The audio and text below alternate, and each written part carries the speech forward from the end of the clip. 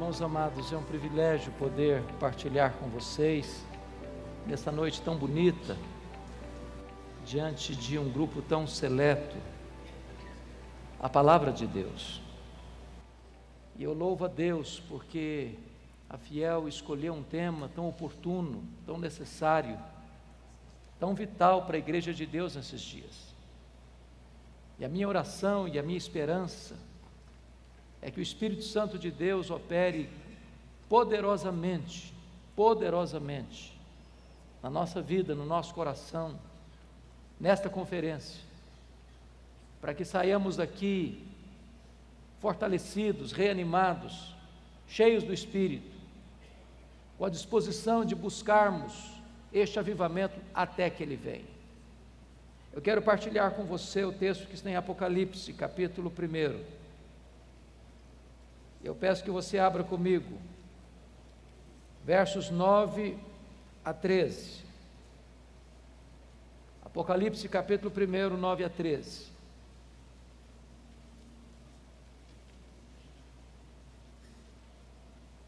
Está escrito: Eu, João, irmão vosso, e companheiro na tribulação, no reino e na perseverança.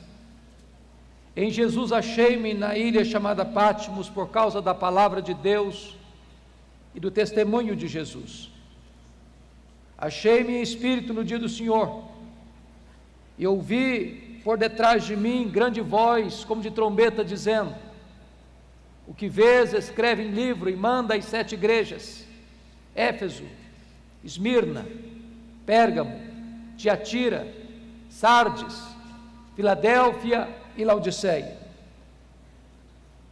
Voltei-me para ver quem falava comigo, e voltado vi 7 candeeiros de ouro, e no meio dos candeeiros um semelhante a filho de homem. Capítulo 3, versos 14 a 22. Ao anjo da igreja em Laodiceia escreve: Estas coisas diz o Amém, a testemunha fiel e verdadeira, o princípio da criação de Deus. Conheça as tuas obras, que nem és quente, nem és frio, nem quente. Quem dera fosses frio ou quente. Assim, porque és morno, e nem és quente nem frio, estou a ponto de vomitar-te da minha boca. Pois dizes: estou rico e abastado, e não preciso de coisa alguma. E nem sabes que tu és infeliz, sim, miserável, pobre, cego e nu. Aconselho-te que de mim compres ouro refinado pelo fogo, a fim de te enriqueceres, vestiduras brancas para te vestires, a fim de que não seja manifesta a vergonha da tua nudez, e com lírio para ungir os teus olhos, a fim de que vejas. Eu repreendo e disciplino a quantos amo. Sê, pois, zeloso e arrepende-te.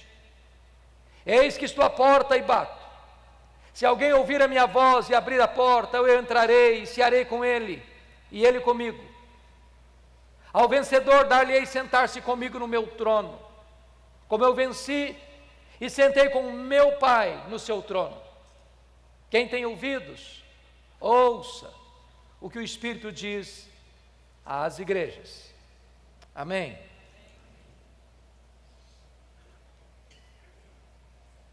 Irmãos queridos, os anos mais sombrios da perseguição à igreja haviam chegado, desde que Nero, com 17 anos de idade, tornou-se imperador de Roma. Nero era um homem louco, era um homem devasso, era um homem violento, mandou matar a sua própria mãe.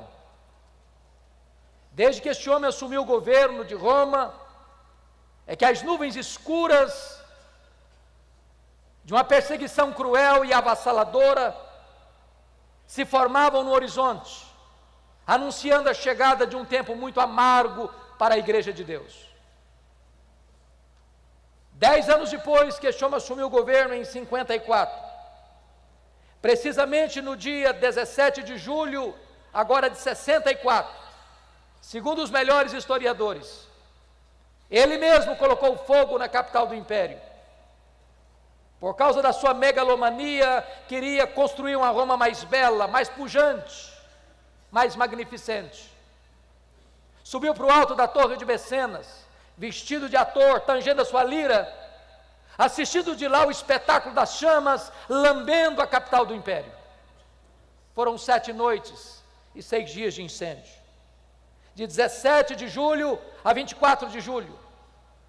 Quando o incêndio acabou, a cidade de Roma estava devastada. Dos 14 bairros de Roma, 10 deles foram destruídos pelas chamas. Os 4 bairros restantes, densamente povoados por judeus e cristãos, dão a Nero um álibi para botar a culpa do incêndio de Roma nos cristãos. E começa então uma brutal e sangrenta perseguição contra a igreja.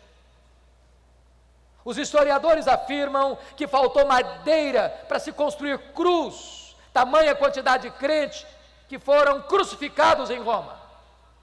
Uma verdadeira chacina, um verdadeiro banho de sangue. 2 anos depois, ano 66, explode uma rebelião dos judeus em Cesareia Marítima, porque uma sinagoga fora profanada e os zelotes, que nunca foram favoráveis ao governo de Roma em Israel, rebelaram-se contra Roma. E Roma manda para lá o general Tito, para tentar controlar aquele motim, aquela revolta, aquela rebelião. 2 anos depois, ano 68, o Senado depõe o imperador Nero. Nero tira sua própria vida. 2 anos depois, ano 70, a rebelião em Israel se torna incontrolável. Então o general Tito cerca a cidade de Jerusalém. Ninguém pode entrar, ninguém pode sair. Quando todas as possibilidades de resistência haviam acabado, Tito invade Jerusalém, destrói Jerusalém, arrasa o templo de Jerusalém, não fica pedra sobre pedra, passa milhares ao fio da espada, e promove aquilo que nós chamamos de a maior diáspora, a maior dispersão dos judeus de todos os tempos, desde o ano 70 a 14 de maio de 1948, quando Israel retorna ao seu território.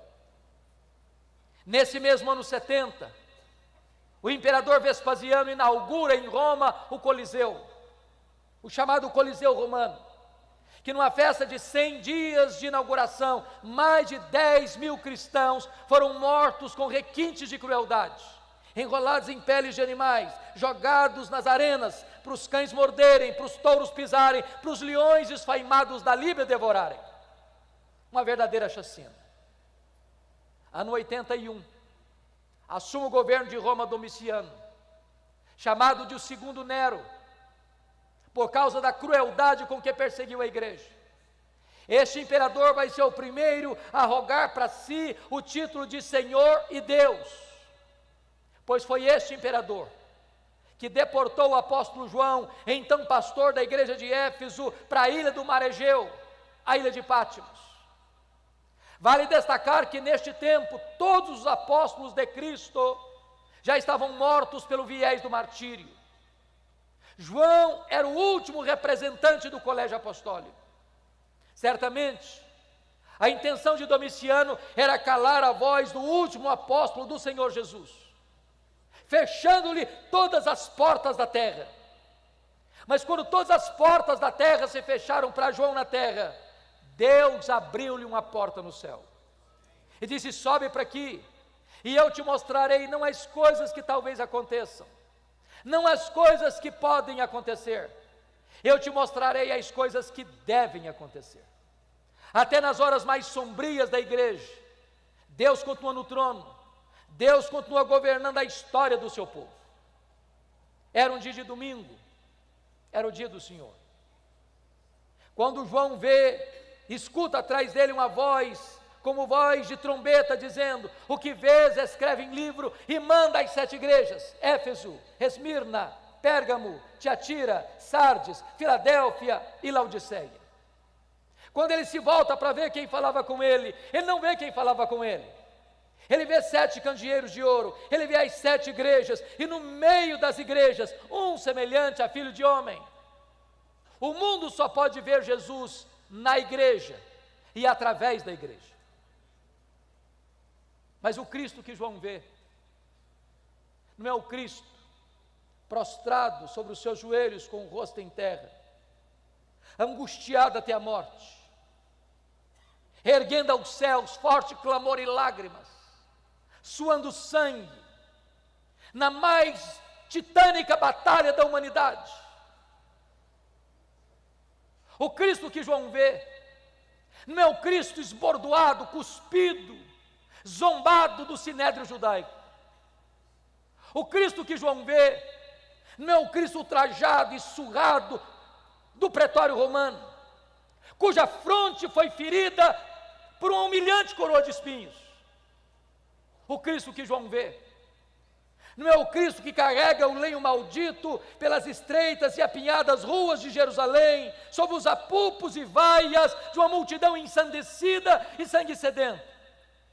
O Cristo que João vê, não é o Cristo preso naquele leito vertical da morte, suspenso entre a terra e os céus. O Cristo que João vê, é o Cristo vencedor, é o Cristo da glória, é o Cristo que triunfou sobre a morte, o inferno. Seus cabelos não estão mais sujos de sangue e poeira, mas são brancos como a neve. Seus olhos não estão mais empapuçados de sangue, mas são como chamas de fogo. Seus pés não estão mais presos ao lenho, são como bronze polido. Suas mãos não estão mais esmagadas pelos cravos, mas sustentam a igreja. A sua voz não está mais embargada pela sede, mas é como voz de muitas águas.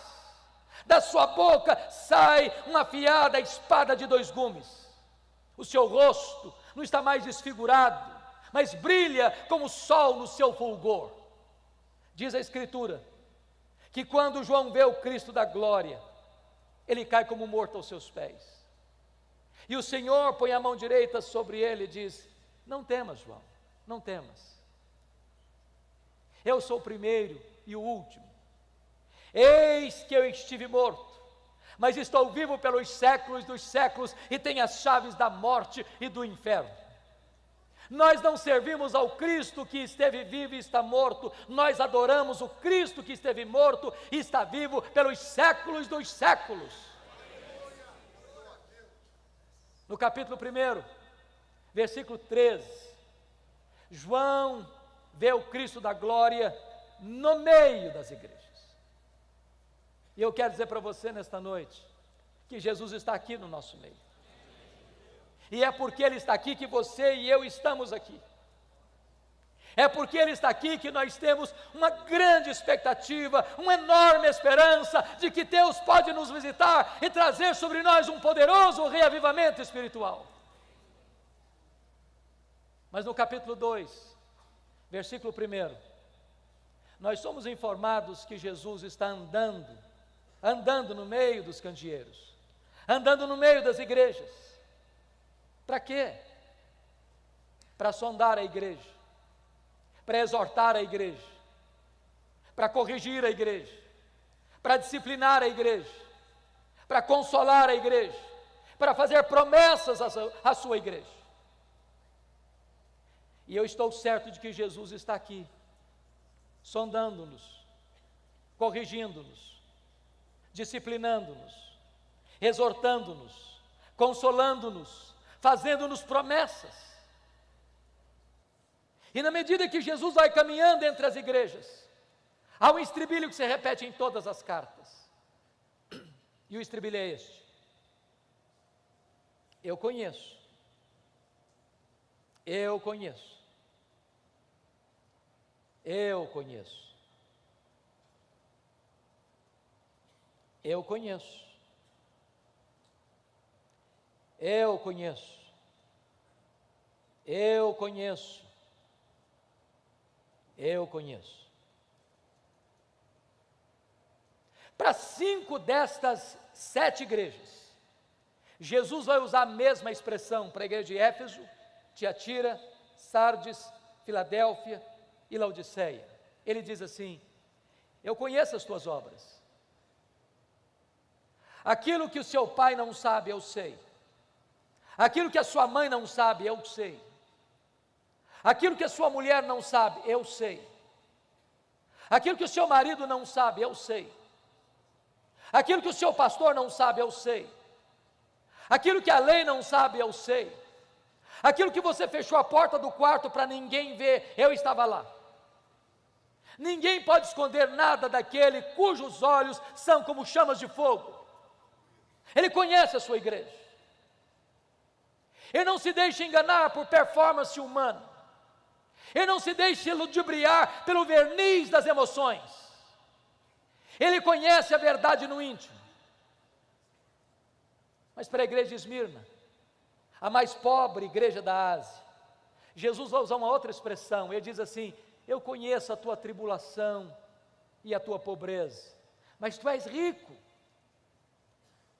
Me conforta isso, porque Jesus também conhece as suas dores, os seus gemidos, os seus soluços, as suas noites indormidas, as suas madrugadas insones, as angústias que assaltam o seu peito, as dores profundas que latejam em sua alma. Jesus conhece. E Jesus me choca, porque você e eu temos uma noção do que é uma igreja rica.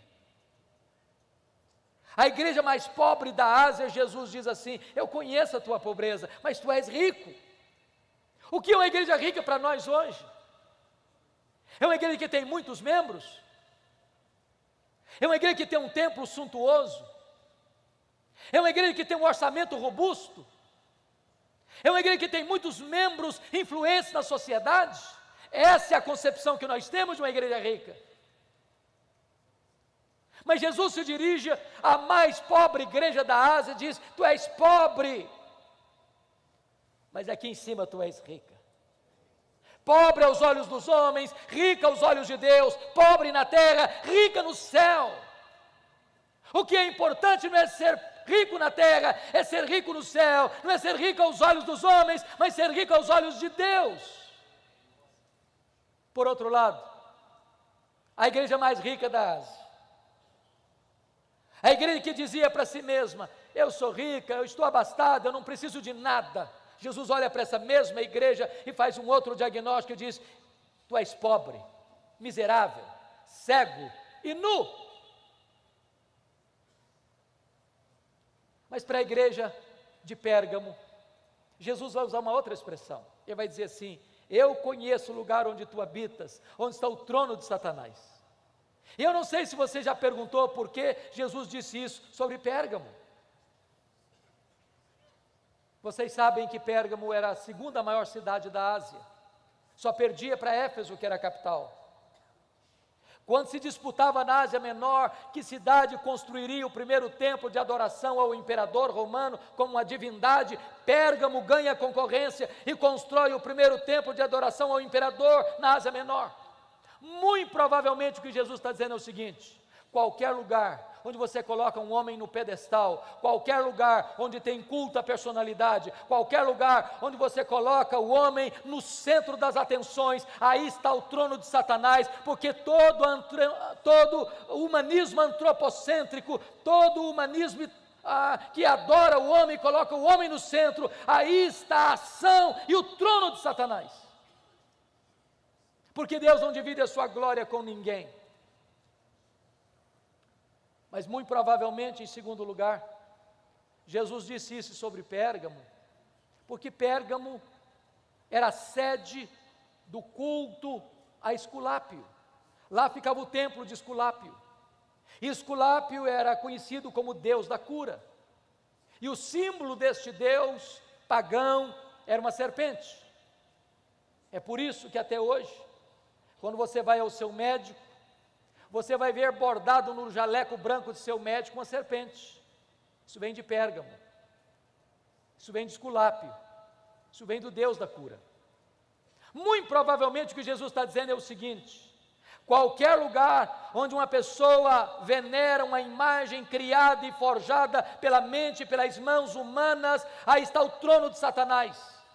Porque o ídolo é nada, ele é gesso, ele é mármore, ele é pedra, ele é prata, ele é ouro. Ele tem boca e ele não fala, ele tem pés e ele não anda, ele tem mãos e ele não apalpa, ele tem olhos e ele não enxerga, mas por trás do ídolo estão os demônios. O que é magnífico é que onde Satanás tem um trono, ali Jesus planta uma igreja para adorar e servir o Rei dos Reis e o Senhor dos Senhores. Jesus está andando no meio das igrejas, e Ele está andando entre nós nessa noite. E na medida que Jesus vai caminhando entre as igrejas, Ele tem elogios a fazer, Ele tem censuras a fazer. Para 2 igrejas, apenas elogios, nenhuma censura. Para quais igrejas? Para Esmirna, a mais pobre. Para Filadélfia, a mais fraca. Jesus se dirige à igreja de Filadélfia dizendo: eu conheço as tuas obras, tu tens pouca força, mas eu coloquei diante de ti uma porta aberta, e a porta que eu abro, ninguém fecha, e a porta que eu fecho, ninguém abre. O que é importante não é ser forte na terra, o que é importante é ser fiel ao Deus Todo-Poderoso. Mas para 4 igrejas, Jesus vai fazer elogios e censuras. Por exemplo, Jesus elogia a igreja de Éfeso pela sua firmeza teológica, pela sua fidelidade doutrinária, pelo seu zelo pela sã doutrina. Uma igreja que não suportava os falsos apóstolos, uma igreja que não tolerava as obras dos nicolaítas, uma igreja que não transigia com a verdade, uma igreja que não aceitava abrir as portas para a heresia, para os falsos ensinos. Jesus elogia aquela igreja pelo seu zelo pela verdade. Com isso, Jesus está nos ensinando que uma igreja jamais pode agradá-lo se essa igreja não é fiel às Escrituras, se essa igreja não é zelosa pela verdade, se essa igreja não tem compromisso inarredável com a sã doutrina. Você e eu não temos o direito de mudar a mensagem e torná-la mais palatável para agradar a freguesia. A palavra de Deus deve ser pregada com integridade, com fidelidade, porque o papel da igreja não é ser popular, é ser fiel. Jesus, entretanto, se dirige a esta igreja dizendo: tenho, porém, contra ti uma coisa, é que tu abandonaste o teu primeiro amor. E aqui corremos um sério risco, porque às vezes até na defesa da ortodoxia, uma igreja pode perder a piedade. Mantém a ortodoxia intacta, mas não tem mais vida, mas não tem mais entusiasmo, mas não tem mais brilho nos olhos, mas não tem mais calor espiritual. Tem luz na cabeça, mas não tem fogo no coração. E é preciso alertar-nos que nada mata mais do que a ortodoxia morta. Pessoas que têm a mente arejada pela verdade, mas o coração está seco, está árido. Já colocou a vida cristã no piloto automático. O culto acontece, a pregação, a oração, os cânticos, mas tudo dentro de um mecanicismo árido. Não tem mais vida, não tem mais entusiasmo, não tem mais amor por Deus, o coração não arde mais, os olhos não brilham mais, não mais a alegria exultante, cheia de glória. E eu posso lhes dizer, irmãos, que a ortodoxia é necessária, que ela é vital, que ela é insubstituível, que nós jamais podemos negociar a verdade, mas só a ortodoxia sem piedade não serve.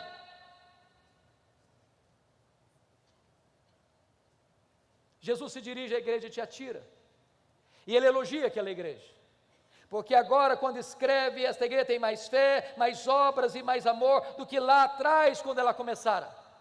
Mas Jesus diz assim: eu tenho uma coisa contra ti, é que tu toleras esta falsa profetisa Jezabel, que induz o meu povo à prostituição. Notem isso. Éfeso tinha doutrina, mas não tinha amor. Tiatira tinha amor, mas não tinha doutrina. Da mesma maneira que uma igreja ortodoxa, sem vida piedosa, não agrada a Deus, também uma igreja que tem comunhão e tem amor, mas não tem a sã doutrina, não agrada a Deus. Nós não podemos divorciar o que Deus casou, nós não podemos separar o que Deus uniu, teologia e ética, doutrina e vida, credo e conduta. Jesus elogia a igreja de Pérgamo, porque naquela igreja tinha gente fiel, pronta a morrer pela sua fé, como seu líder Antipas.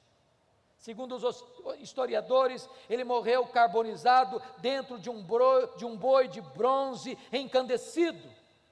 Mas nessa mesma igreja tem gente flertando com as doutrinas de Balaão, nesta mesma igreja tem gente flertando com o mundo, nesta mesma igreja tem gente que está com um pé dentro da igreja e outro fora da igreja. Pelas minhas andanças pelo Brasil, é muito comum eu escutar a seguinte pergunta: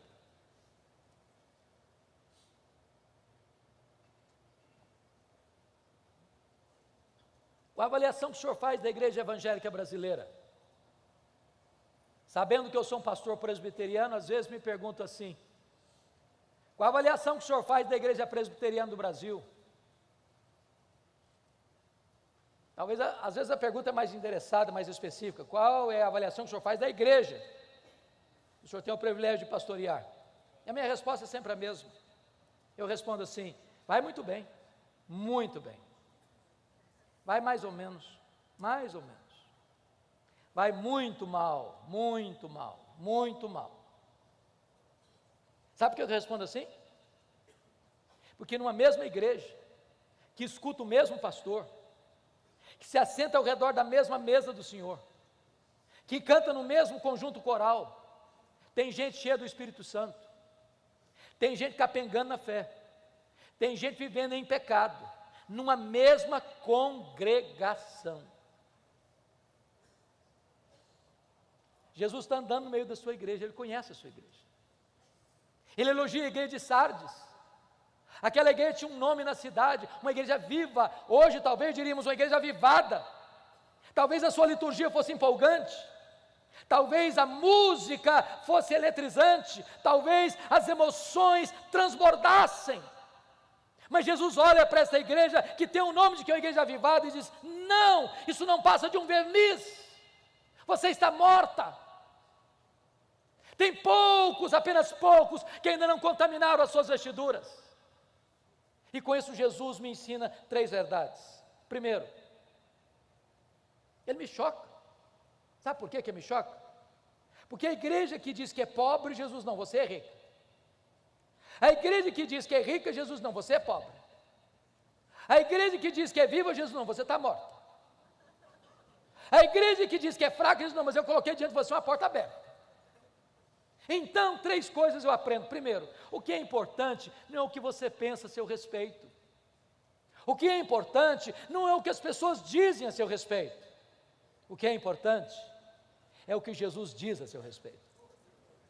Jesus não tem uma opinião a seu favor, a seu respeito. Jesus tem o diagnóstico. Ele conhece as nossas obras. Mas, queridos irmãos, para uma igreja não tem elogio nenhum, apenas censuras. Que igreja é essa? Laodiceia. Eu peço que você vá comigo agora para o capítulo 3. É curioso que a igreja que recebe apenas censura de Jesus,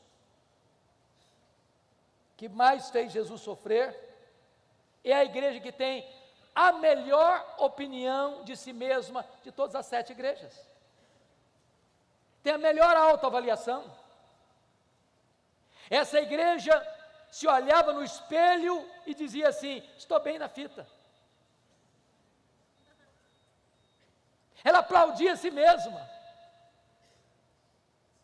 Ela formava um grande coro diante do espelho para cantar o hino: quão grande és tu.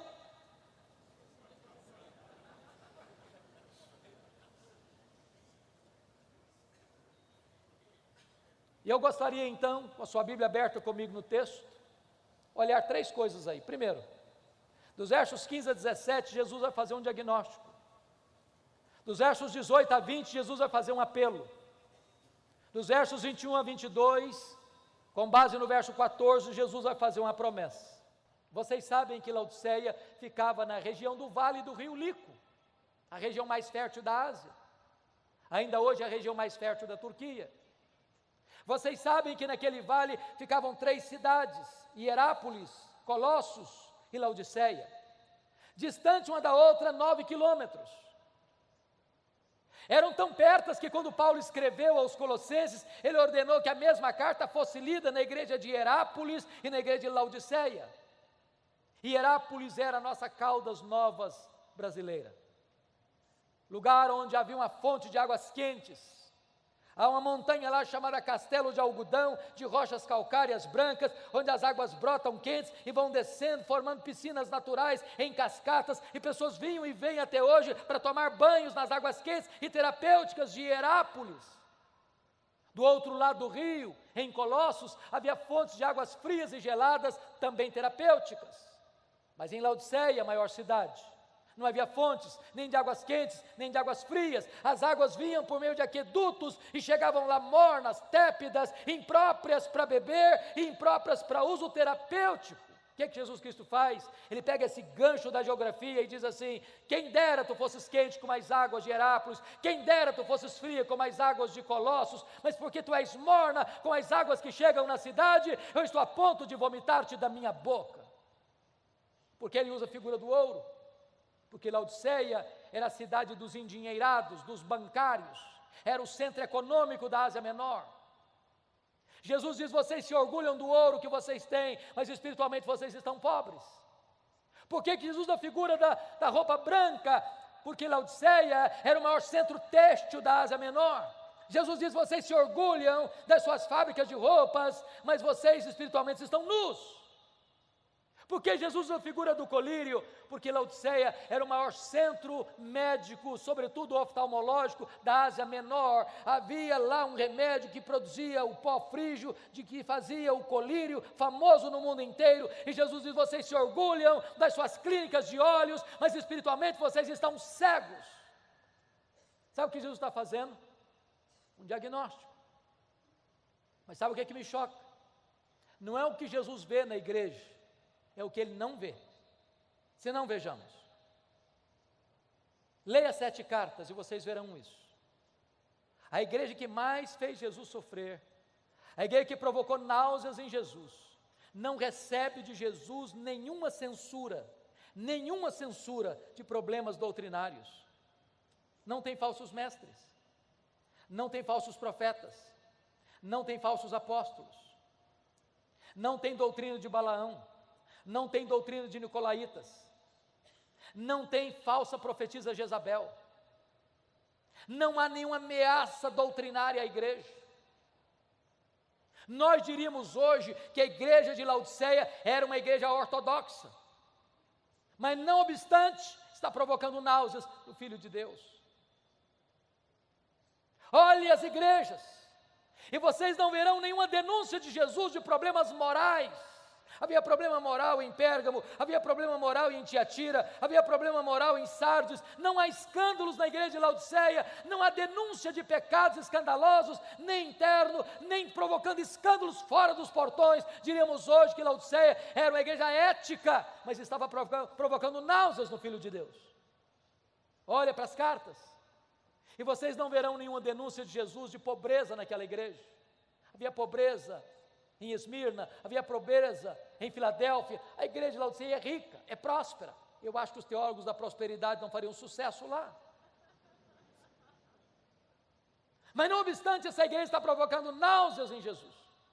Olha as cartas e vocês verão que não há denúncia de Jesus de perseguição, nem política e nem religiosa em Éfeso, na cidade de Laodiceia. Havia perseguição religiosa em Éfeso, havia perseguição política em Pérgamo. Essa igreja está em paz, mas está provocando náuseas no Filho de Deus. Irmãos queridos, eu quero crer que as igrejas aqui representadas, graças a Deus, são igrejas que zelam pela sã doutrina, Eu quero crer que as igrejas aqui representadas zelam pela ética. Eu quero crer que as igrejas aqui representadas são igrejas prósperas. Eu quero crer que as igrejas aqui representadas vivem em paz. Eu quero dizer que a ortodoxia é uma bênção. Eu quero dizer que o zelo pela ética é uma bênção. Eu quero dizer que a prosperidade que vem de Deus é uma bênção. Eu quero dizer que a paz é uma bênção.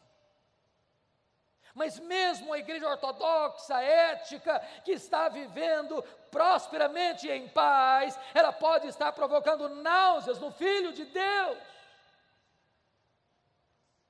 Então resta-nos uma pergunta: o que é que Jesus viu na igreja de Laodiceia que deu náuseas nele? Só uma coisa, irmãos: falta de fervor espiritual, apatia, mornidão, falta de entusiasmo, falta de vibração, falta de brilho nos olhos, falta de fogo no coração, falta de zelo pelas coisas de Deus.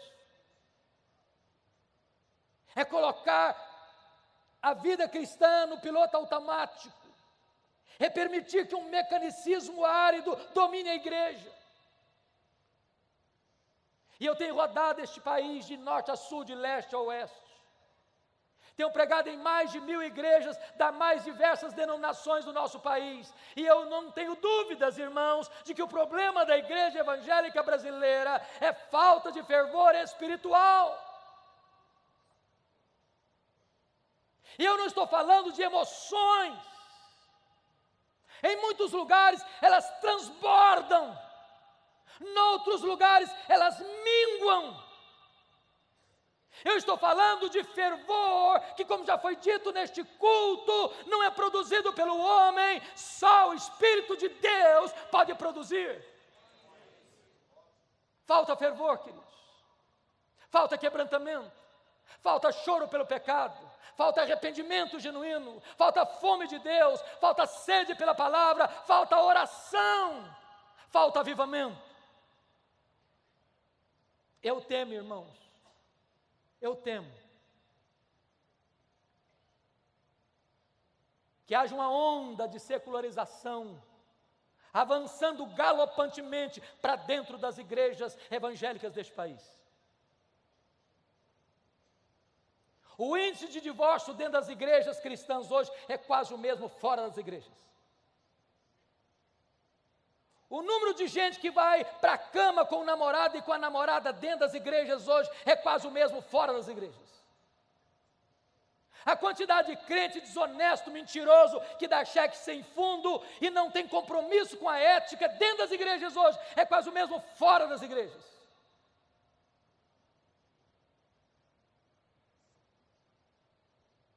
Querem ver uma coisa? Eu não sei como é que você está lidando com isso na sua região. Mas por onde eu ando, os pastores lamentam comigo esse fato. As festas de casamento dos nossos crentes estão se transformando numa vergonha. Uma vergonha. Você sai da igreja, onde você adora a Deus, onde você prega, você ora, você canta, você invoca a bênção de Deus. E dali sai para um rico cerimonial e lá o pau quebra. O pau quebra. Porque a música que rola lá não tem nada a ver com Deus, mas não. Bebidas alcoólicas, se serve todas. As luzes, como uma boate moderna, acendem-se no teto e o povo de Deus bêbado cai na pista de dança e volta para casa com as pernas trôpegas. Olha para o retrovisor e veja as igrejas que entraram por esse caminho, onde foram parar. Ou a igreja tem a coragem de botar o pé no freio, ou nós entraremos para dentro desta avassaladora secularização. Há poucos dias, um pastor me disse, pastor Hernandes, a minha mocidade sai de uma reunião de oração e vai para balada até de madrugada. Nada tem nada mais a ver. Eu conheço líderes que vão fazer um discipulado na sua casa e depois de abrirem a Bíblia e de orarem com o seu discipulando, abrem uma garrafa de uísque e bebem a valer, introduzindo e matriculando os seus discipulandos no alcoolismo. Nada tem nada a ver. Há poucos dias um pastor me disse com lágrimas nos olhos: pastor Hernandes, a minha denominação não batizou um crente por igreja, por ano, em média.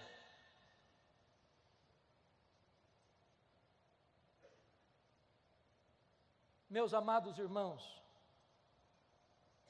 eu estive agora retornando essa semana passada de uma viagem a Israel e Europa. Nós estávamos na Holanda. E a pessoa que nos acompanhava, dando um relatório da situação da Holanda, disse: até 1960, a Holanda era um país protestante, onde os crentes lotavam as igrejas. Hoje, os templos estão lá, vazios, apenas com museus, para você tirar uma fotografia. Numa única geração, a igreja se perdeu. Numa única geração. Eu estive agora em Edimburgo, na Escócia. Lá tem um templo belíssimo, na praça principal da grande fortaleza. Eu entrei para ver. O templo era cristão, evangélico, mas lá dentro tinha um bar. O templo transformado num bar. Eu só pude chorar em ver aquela cena.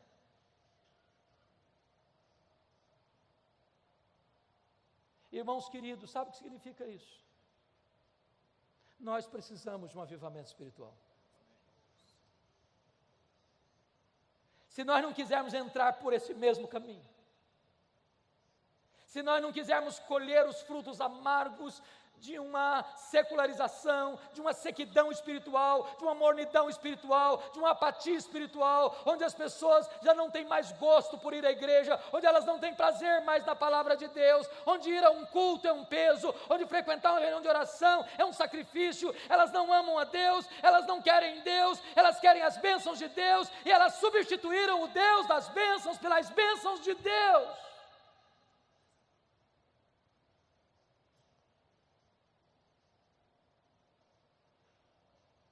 Depois que Jesus Cristo faz esse diagnóstico, Ele vai fazer um apelo. E Ele começa no verso 18 assim: aconselho-te, que de mim compres ouro refinado pelo fogo, para te enriqueceres, vestiduras brancas, para te vestires, a fim de que não seja manifesta a vergonha da tua nudez, e colírio para ungir os teus olhos, a fim de que vejas. E Jesus está me ensinando aqui o segredo, o caminho da restauração do fervor espiritual, porque está dizendo: aconselho-te que tu compres de mim, e Ele que é o dono da igreja, e Ele que é o cabeça da igreja, e Ele que manda na igreja, se apresenta como um mercador, dando conselhos. Ele tem um produto para vender, o produto é vital, e o preço é de graça. Aconselho-te que tu compres de mim, que tu compres de mim, que tu compres de mim, disse Jesus. Sabe o que Ele está nos ensinando? Há muitas pessoas que, percebendo falta de fervor, foram buscar fervor em fontes rotas, em doutrinas falsas, em experiências heterodoxas, e se perderam nos labirintos do misticismo. Nós não precisamos recorrer às últimas novidades do mercado da fé para buscarmos fervor, para buscarmos avivamento, queridos. Nós precisamos nos voltar para Jesus. É só Ele que pode aquecer o nosso coração, é só Ele que pode inflamar a nossa alma, é só Ele que pode derramar sobre nós poderosamente do seu Espírito. Porque quando os nossos olhos se abrem para contemplar a beleza do nosso grande Deus e Salvador Jesus Cristo, o nosso coração aquece. E quando os nossos olhos se abrem e o coração aquece, os pés se apressam. E quando os olhos se abrem e o coração aquece e os pés se apressam, os lábios se abrem para dizer que Ele está vivo e que Ele é a razão da nossa vida. Quando chega o verso 19, Jesus tem uma declaração a fazer e tem uma ordem a dar. E a declaração é esta: eu repreendo e disciplino a quantos amo. E a ordem é: arrepende-te. Irmãos, eu reconheço que Jesus pegou extremamente pesado com a igreja de Laodiceia, usando uma linguagem dura, cáustica, náusea, vômito, desconforto. Nada provoca tanto desconforto em Jesus do que uma igreja apática, morna, árida. Mas sabe por que ele pegou pesado com essa igreja? Sabe por que Jesus pega pesado com você e comigo?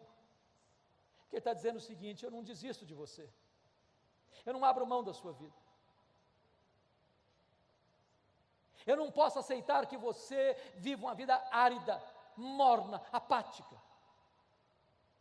Eu não fui à cruz, eu não morri, ressuscitei, voltei aos céus e derramei o Espírito Santo para produzir uma igreja apática.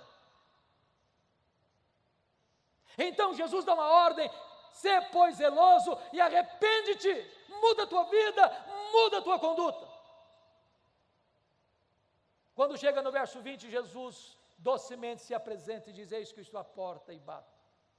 Se alguém ouvir a voz e abrir a porta, eu entrarei e cearei com ele e ele comigo. Que Jesus nos convide a cear com ele é um milagre, mas que ele queira cear conosco é graça. A única maneira de o coração aquecer é estarmos a sós com Jesus, aos pés de Jesus, na intimidade de Jesus. Depois que ele faz este apelo, ele vai fazer a promessa. No verso 14 ele diz por que ele tem competência e autoridade para fazer essa promessa, porque ele se apresenta assim: estas coisas diz o Amém. Ele é a última palavra de Deus para você e para mim. Se nós não ouvirmos a voz dele, não há mais esperança para a nossa alma. Essas coisas diz a testemunha fiel e verdadeira. Ele é a testemunha fiel e verdadeira, porque ele promete, ele cumpre o que promete, e quando ele faz, ninguém pode impedir a sua mão de fazê-lo. E ele é o princípio da criação de Deus, porque todas as coisas foram criadas por ele, e sem ele nada do que foi feito se fez. E se ele chamou à existência as coisas que não existiam, ele é poderoso para restaurar o fervor espiritual no nosso coração nesta noite. A promessa é esta, está no verso 21. Ao vencedor, dar-lhe-ei sentar-se comigo no meu trono, como eu venci e sentei com meu Pai no seu trono. Para uma igreja que valorizava o glamour do mundo, a riqueza do mundo, as glórias do mundo, Jesus diz: eu tenho coisa melhor para vocês, eu tenho o trono. E Jesus faz uma transição maravilhosa da intimidade da mesa para a publicidade do trono. Quem se assentará com ele publicamente no trono? Exatamente quem assentou-se com ele intimamente à mesa. Por isso ele termina dizendo: quem tem ouvidos, ouça o que o Espírito diz às igrejas. No ano 2011, irmãos, eu fui visitar essas 7 igrejas. E eu confesso para vocês que na medida que eu caminhava e meditava sobre esse assunto, muitas vezes as lágrimas vieram aos meus olhos, porque essas 7 igrejas estão literalmente mortas, literalmente mortas. O que você vê são escombros, pedras reviradas, uma vaga ideia de uma igreja que existiu no passado, mas nessa mesma região, hoje, não tem sequer 1% de crentes. Sabe por que essas igrejas morreram? Porque elas não ouviram o que o Espírito Santo disse a elas. Olha para a Europa, o velho continente, o berço do protestantismo, onde aconteceu a reforma, onde aconteceu o movimento dos puritanos, onde aconteceu o movimento dos morávios, onde aconteceu o movimento pietista, onde aconteceram as missões modernas, onde aconteceram grandes reavivamentos espirituais. A Europa hoje é conhecido como um continente pós-cristão. Você vai a Genebra, onde já foi uma maquete viva do reino de Deus, parece que não há mais vestígio de vida cristã autêntica naquele país. Estive pregando na Inglaterra o ano passado, e um pastor com lágrimas nos olhos me disse assim: Pastor Hernandes, a Inglaterra não é mais o país de João Wesley, a Inglaterra não é mais o país de George Whitefield, a Inglaterra não é mais o país de William Carey, a Inglaterra não é mais o país de William Wilberforce, a Inglaterra não é mais o país de John Charles Ryle, a Inglaterra não é mais o país de Charles Haddon Spurgeon, a Inglaterra não é mais o país de Mark Lloyd Jones, a Inglaterra não é mais o país de John Stott, a Inglaterra hoje é o país de Richard Dawkins, o patrono dos ateus. Os nossos templos estão sendo vendidos e transformados em museus, em boates, em mesquitas muçulmanas. Sabem por que as igrejas estão morrendo na Europa? É porque elas não estão ouvindo o que o Espírito Santo diz a elas. Olha para a América do Norte, olha para o Canadá, para os Estados Unidos, onde aqueles países tão fortes, tão arrojados na evangelização do mundo. Hoje algumas igrejas históricas, rendidas ao liberalismo, perdem centenas, milhares de membros todos os anos, todos os anos, todos os anos. Enormes igrejas vazias. Seminários que formaram teólogos, missionários, pastores para abençoarem o mundo, tomados de assalto pelos liberais, produzem morte. O ano passado eu estava pregando em Nova York numa conferência. Quando terminou aquela conferência, eu fui pregar numa igreja evangélica da cidade.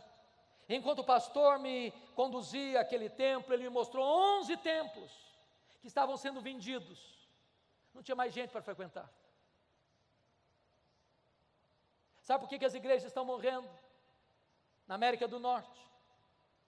Porque há igrejas morrendo lá, vitimadas ou pelo liberalismo de um lado, ou pelo sincretismo religioso do outro, ou pelo secularismo de outra parte, ou pela ortodoxia morta. É porque não estão ouvindo o que o Espírito Santo diz às igrejas. Olha para o Brasil, irmãos, onde nós já temos sinais de denominações inteiras se rendendo ao liberalismo, onde pastores já não acreditam mais que a Bíblia é a palavra de Deus, infalível, inerrante e suficiente. Igrejas que, em vez de avançarem contra as portas do inferno, já estão dando marcha ré e perdendo membros ano após ano.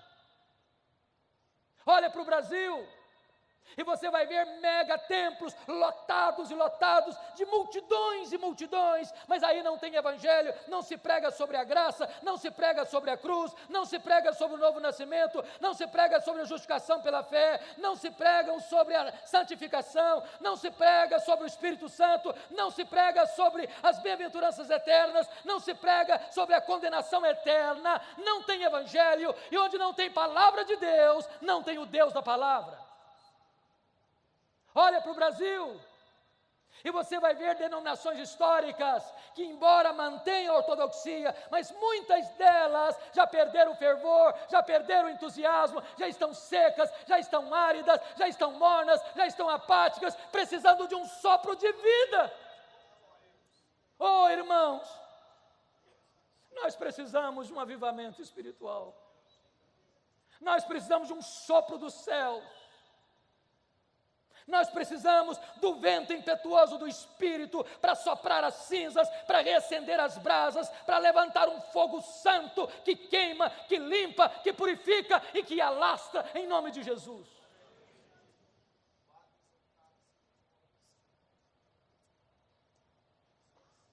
Nós corremos um grande risco, queridos, porque a cada 3 gerações uma igreja pode correr o risco de entrar num processo de esfriamento, de secularização, de apostasia. Aquela geração que nasceu no Egito, morreu no deserto. A segunda geração que nasceu no deserto, entrou na terra prometida. A terceira geração que nasceu na terra prometida, diz a Bíblia, não conhecia Deus mais. Talvez os nossos avós foram mais crentes que os nossos pais.